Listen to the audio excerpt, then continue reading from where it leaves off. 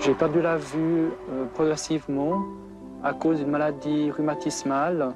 Et chaque année, je voyais de moins en moins bien. Et à l'âge de 12 ans, je ne pouvais plus lire ni me déplacer avec la vue. Alain est aujourd'hui non-voyant, à 100%, ce qui ne l'empêche pas d'être un sportif accompli, pratiquant entre autres le ski et la plongée.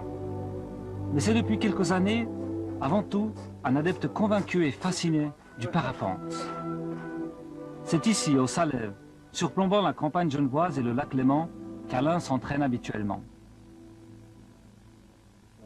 Comment un non-voyant peut-il voler, seul, en parapente?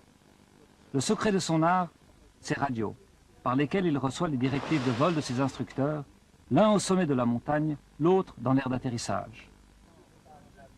Chaque fois qu'Alain s'élance de la falaise, il remet littéralement sa vie entre les mains de son instructeur et ami, Christophe Smith.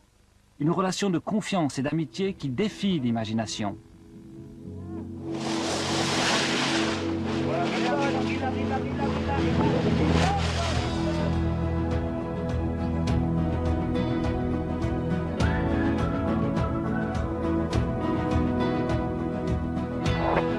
Ok Alain, t'es super bien, tu continues, ligne droite comme ça.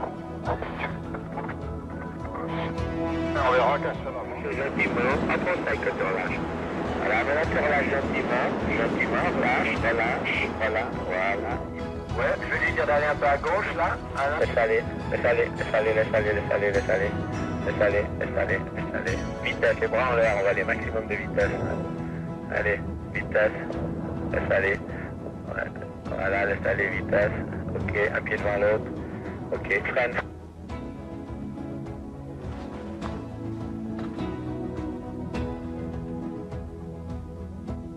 Comment est-ce que l'histoire d'amitié entre Christophe et Alain a commencé? Ah bah, il est venu vers moi savoir s'il pouvait voler. Tu pensais qu'un non-voyant peut voler? Ah oui, tout le monde peut voler. Tout le monde peut voler, ça demande de l'effort. À voir Alain, voler semble un jeu d'enfant. Mais pour atteindre un niveau pareil, il a dû travailler très dur, avec toujours Christophe à ses côtés. Voilà, tu peux la freiner maintenant avec les arrières, tu te dépasses, pas trop.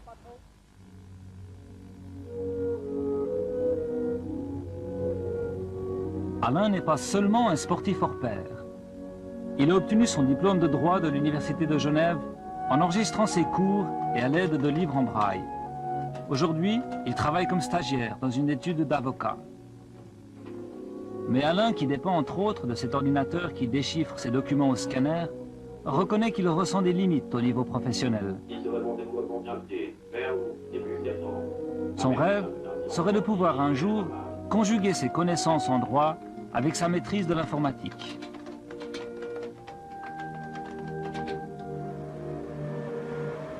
Le tandem, c'est un sport pour nous qui est très bien, parce qu'il est uniquement physique. Et on n'a pas besoin de faire attention ni pour l'équilibre, ni les ordres de direction, parce qu'on est sur un cadre rigide. C'est pas comme la marche à pied, il faut toujours corriger la direction ou la course à pied aussi. Si Alain a pu surmonter tant d'obstacles jusqu'aujourd'hui, c'est surtout grâce à l'aide et au soutien de ses amis. Même s'il y a ceux que parfois son esprit aventurier inquiète un peu. Je suis pas pour le fait qu'il fasse sans arrêt des exploits. J'essaye plutôt au contraire de le freiner. Alors avant, je fais tout ce que je peux pour qu'il ne le fasse pas. Pendant, je me dis que j'essaye de me rassurer en me disant qu'il est avec des professionnels. Et puis après, je suis quand même obligée de lui dire bravo, ça c'est clair. Le Mont Blanc, toit de l'Europe. Le rêve d'Alain est de s'envoler de ce sommet en parapente après l'avoir gravi à pied. Et défi d'autant plus difficile qu'il n'y a que 5 jours par an pendant lesquels les conditions aérologiques permettent de voler de ce sommet. Première phase de l'opération, une étude détaillée de la voie d'ascension et du plan de vol à l'aide d'une carte du massif du Mont Blanc. Mais d'une carte en relief, bien sûr. Et après, quand j'ai assez d'auteur, je passe là. Tu sens, j'ai tout là? Ah ouais. Dans l'esprit d'Alain, voler du Mont Blanc n'est pas seulement un exploit sportif. C'est ici, à Martigny, que le projet Maître d'école a démarré il y a 2 ans déjà. Moi pour toi, c'est une fondation humanitaire qui vient en aide aux enfants démunis de Colombie. Le concept du projet Maître d'école est de jumeler l'exploit sportif avec une action humanitaire.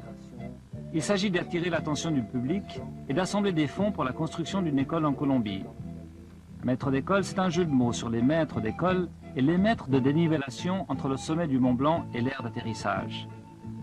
L'idée était originale et fut tout de suite reprise par les journaux de l'époque. Résultat, 40 000 francs suisses en dons, versés à raison de 10 francs le mètre de dénivellation. Et bien qu'Alain n'ait pas encore réalisé son saut, la construction de l'école est déjà terminée. Qu'est-ce qui vous a incité à verser de l'argent pour cette cause? D'abord, je l'ai lu dans un journal et je trouve qu'il faut soutenir ce courage de ce monsieur et j'étais très touchée parce que lui-même, il est handicapé, il veut aider ceux qui savent, qui ont encore moins que lui, c'est ça. Et en plus, je trouve qu'il faut du courage pour sauter du Mont Blanc. Tout ce qui est humanité me plaît beaucoup, d'aider les autres. Et encore chose encore plus folle, c'est de sauter en parachute depuis le Mont Blanc. Et particulièrement avec une personne qui est handicapée, voire aveugle. C'est vraiment repousser les limites de l'homme. Alain nous a confié qu'il ressentait une grande responsabilité morale par rapport à tous ces donateurs qui ont cru en lui. Laissant derrière nous la vallée de Chamonix, nous pénétrons enfin l'univers de la haute montagne.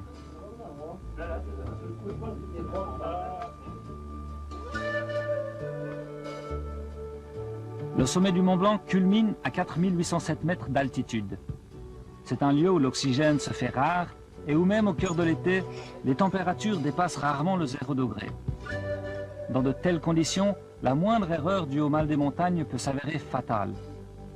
Il s'agit donc de s'acclimater progressivement pour éviter les pièges de l'altitude. Et c'est pour préparer notre condition physique que nous avons choisi d'utiliser cette cabane comme camp de base.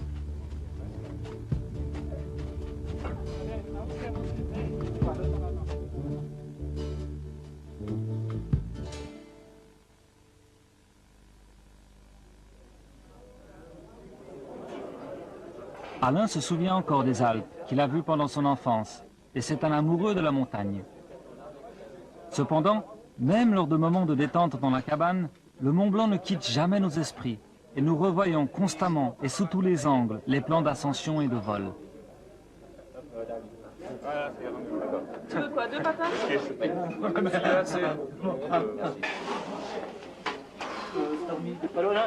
Le jour d'affronter le Mont Blanc est enfin arrivé. D'après Christophe, qui a volé de nombreux sommets de par le monde, c'est au lever du jour que les conditions aérologiques optimales sont réunies. Pour atteindre le sommet à l'aube, nous décidons de grimper de nuit. La distance d'ici au sommet du Mont Blanc est d'environ 10 km. La dénivellation de 1400 mètres. Il est maintenant 9 h du soir, et si tout va bien, nous devrions atteindre le sommet vers 5 h demain matin. Allez, c'est parti!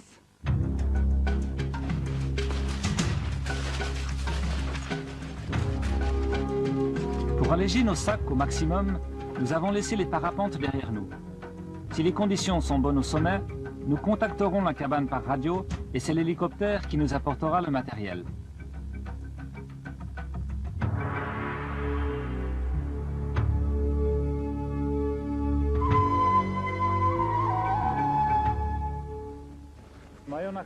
Il est minuit et demi. L'obscurité a complètement envahi la montagne et nous marchons, pour ainsi dire, quasiment dans les mêmes conditions qu'Alain.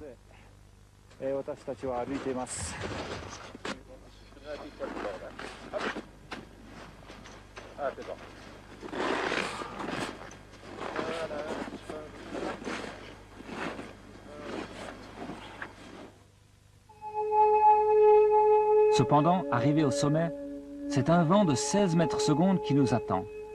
Il est évidemment impossible de voler. Confrontés aux réalités d'un climat toujours changeant, caractéristique de la haute montagne, nous voici contraints à redescendre. Après cette première tentative manquée, nous restons des jours à observer la montagne, attendant les conditions idéales. Mais comme s'il se moquait de nos espoirs, c'est un temps instable qui persiste sans fin.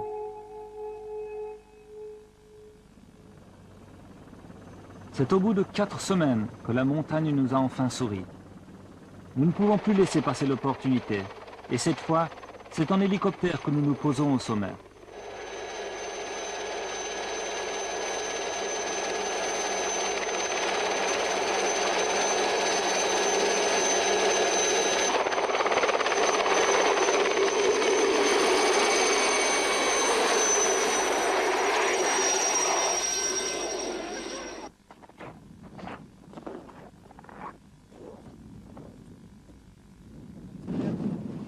Neil, parapentiste confirmé de l'équipe, va tenter de s'envoler en premier pour tester le vent. En deuxième position, Alain, suivi de près par Christophe qui va lui donner des directives de vol. Puis enfin, Patrice et moi-même en biplace. Voler du Mont Blanc, c'est avant tout l'aventure de toute une équipe. Arrivé à ce stade, le but est que nous puissions tous voler.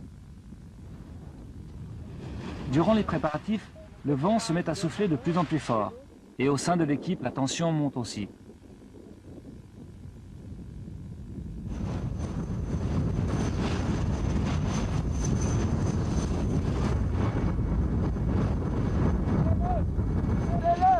Il semblerait que Neil ait trouvé un bon courant. C'est maintenant au tour d'Alain. Mais le vent s'est accru entre-temps et c'est loin d'être aussi facile.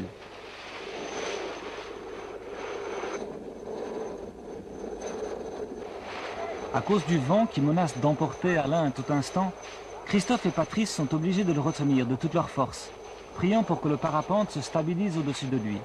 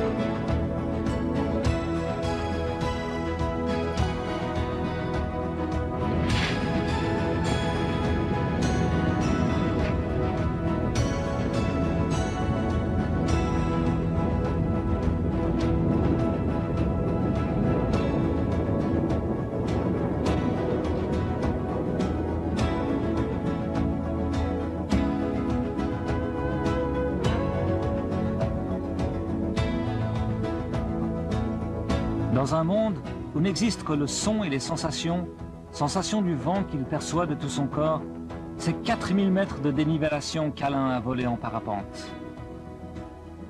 Et c'est 1 heure après avoir quitté le royaume des neiges éternelles qu'il arrive enfin au-dessus de la vallée verdoyante pour s'y poser. 360 là. Continue à gauche, hein, c'est nickel.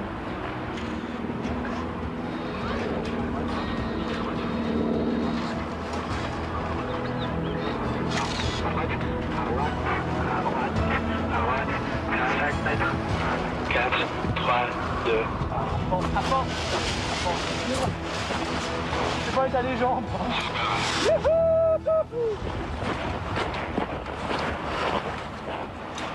C'est pas dit final. Mais j'ai pas assez de suspendre d'un côté. Elle est déjà vite, hein.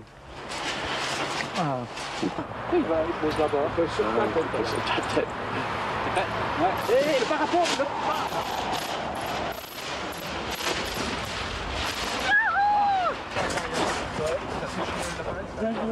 Bravo. Ça va, c'était bien. Ouais, putain. Ah, tes yeux, c'était bon. Le décollage, c'était horrible, quoi. Tu ça va dans tous les sens. Ah, c'était incroyable.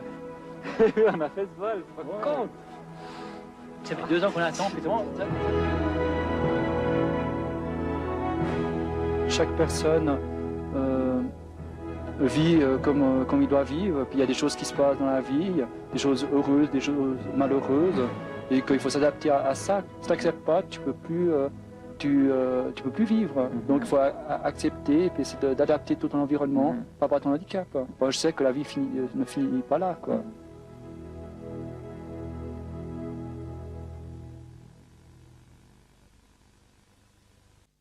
Quelques semaines après la diffusion de l'exploit d'Alain sur les antennes japonaises, 15 jeunes filles non-voyantes de ce pays, stimulées par le courage d'Alain, faisaient leur première tentative en parapente depuis une montagne de l'ouest du Japon.